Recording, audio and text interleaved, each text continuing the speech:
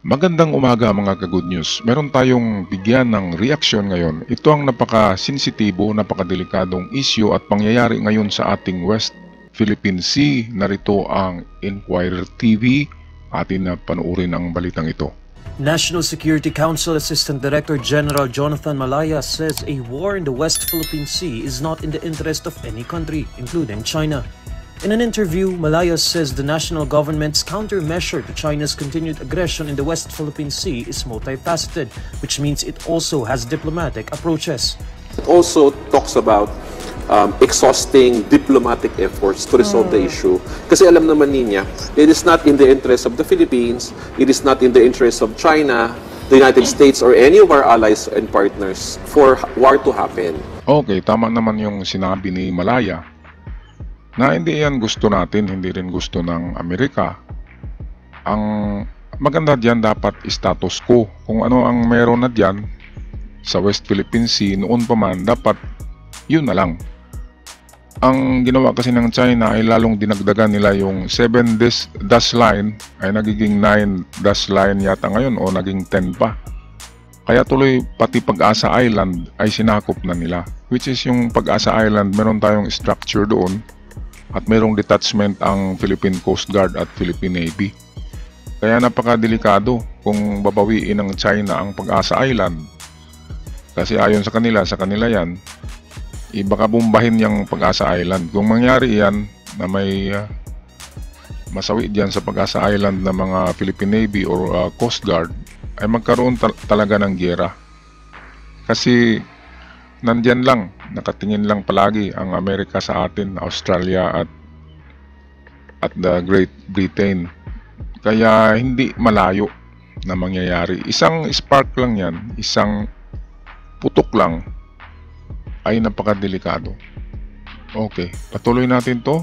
Panoorin ang video. Malaya adds that the government will not be discouraged in upholding the country's maritime rights. No, we will not be deterred. No, tayo ay handa na gawin ang lahat para ipaglaban yung atin din naman, no, yung ating mga maritime rights and entitlements in the West Philippine Sea and in other parts of the archipelago.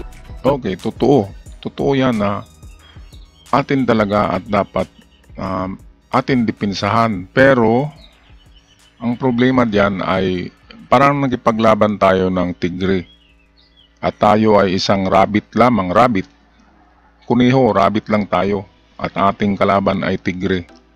Paano manalo ang kuneho diyan o ang rabbit? Kaya ito ang dapat idaan sa diplomasiya or diplomatic approach. Hindi naman siguro ang Pilipinas masyadong maagrabyado kung ibigay ang kalahati diyan sa West Philippine Sea, sa China at magipagdialogo. Hihingi tayo ng pabor konti sa China na halimbawa sa boundary ay pwedeng mag-fishing pa doon ang ating mga mangingisda or pwede pa tayong gagawa ng project sa boundary mismo kasi ang China kasi kahit boundary ay ayaw nila ng merong mga nagtrespassing sa territory nila. Yan kasi ang mahirap kasi super giant, isang giant na bansa ang China. Sa sundalo lang ay tayo nasa 300,000 soldiers lang, sila nasa 1 million mahigit. Outnumbered na tayo sa sundalo. Ngayon kung magiging Ukraine tayo, bibigyan tayo armed to the teeth, bibigyan tayo lahat ng Britain, ng Amerika, ng Australia, ng NATO, bibigyan tayo ng mga armas. Okay, so magiging proxy war ito. Kahit meron tayong mga armas pero kukunti pa rin tayo. Kaya mauubos tayo kahit marami tayong armas. Ang maganda diyan sa West Philippine Sea ay magpakita ng lakas ang Amerika, Great Britain, Australia at NATO nation. Dapat maglagay sila diyan ng mga aircraft carrier na nakaharap sa China para hindi na talaga mamubuli ang China. Kung magiging Ukraine lang tayo, wag na. Kawawa tayo. Ang Ukraine, kumpleto sila ng armas pero ayun, Ukraine lang talaga yung Ukrainian soldiers. Marami nga silang armas pero kukunti lang sila. Ngayon, atin muna tapusin ang balitang ito. Narito si Bongbong Marcos. Atin pakinggan ang kanyang mga sinasabi bago natin bigyan ng reaksyon. On March 28, President Bongbong Marcos promised a countermeasure against China's string of aggression in the West Philippine Sea. On March 31, the President also ordered the creation of the National Maritime Council to address maritime threats. Okay, so ayun. Meron na tayong mga countermeasures sa mga ginagawa ng China, pero dapat hindi natin marpubok yan, hindi tayo makapagpaputok o hindi tayo gagawa ng agresibong hakbang para hindi mangyayari ang giyera na yan.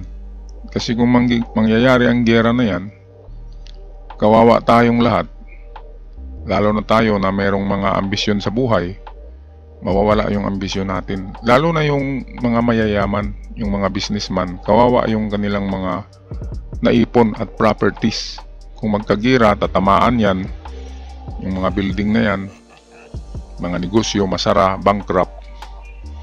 At kapag gira, nanakawin pa yan, yung mga grocery, yung mga department stores, lahat yan ay raransakin yan ng mga tao.